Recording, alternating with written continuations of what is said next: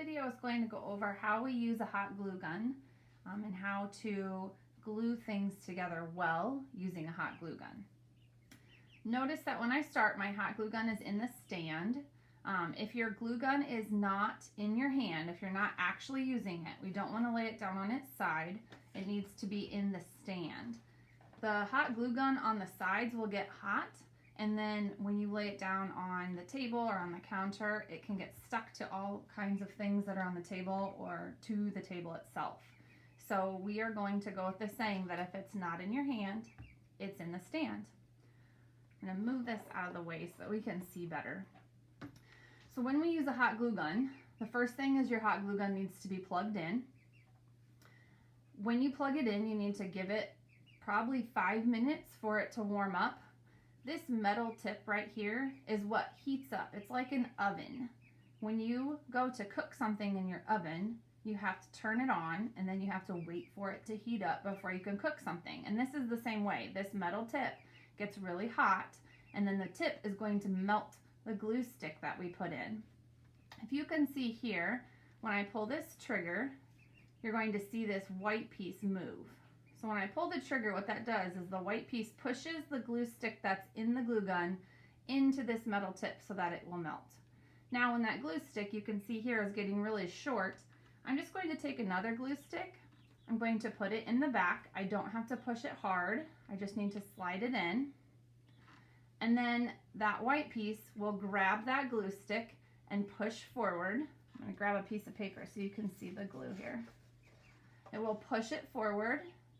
And then if you see, that glue is coming out of the glue gun because it was pushed through that hot metal tip. Now this glue is going to be very hot also.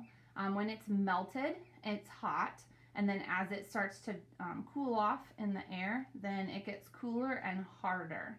So right now it's sticky. If I folded this in half, it would stick and then kind of open back up. It's kind of like melted cheese.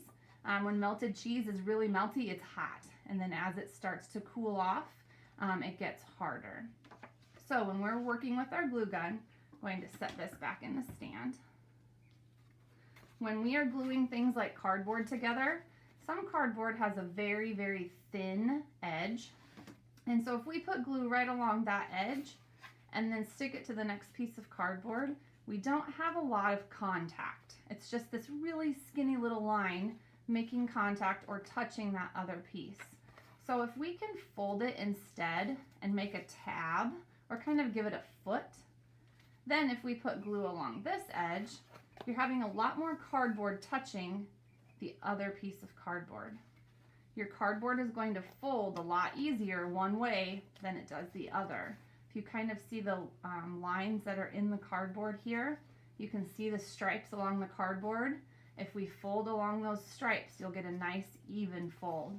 If I tried to fold this the other way, it wouldn't work very well. So now I'm going to squeeze out some glue.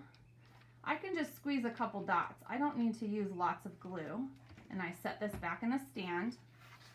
I'm going to put my 2 pieces of cardboard together, and then I need to push it down. I'm trying to squish that glue, that hot, gooey glue, trying to squish that between those pieces of cardboard. If I just let it touch, but I don't press down on it, it's not going to glue it very well.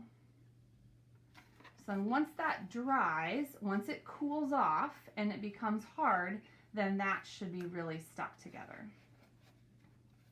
One more thing, when we're using our hot glue gun, you can see that this glue stick is starting to push the old one through. So it'll use up the old one and this new one's just going to get pushed all the way through too.